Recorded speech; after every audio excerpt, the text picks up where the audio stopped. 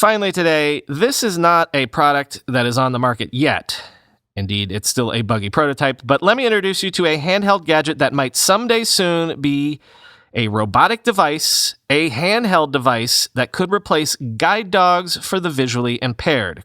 Quote, the device is called Theia and was conceived by industrial design student Anthony Camus, who drew inspiration from virtual reality gaming consoles and autonomous vehicles.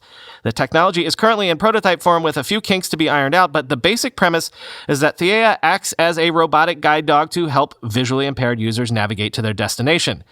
Key to this is what's known as a control moment gyroscope, which often features as part of spacecraft attitude control systems, including that used on the International Space Station. This enables Theia to provide force feedback depending on where it's headed and move the user's hand as a way of leading them to a desired direction, much like a guide dog's brace. Theia would find its way around through a LiDAR and camera system that enables it to build a three-dimensional image of the environment, much like a self-driving car.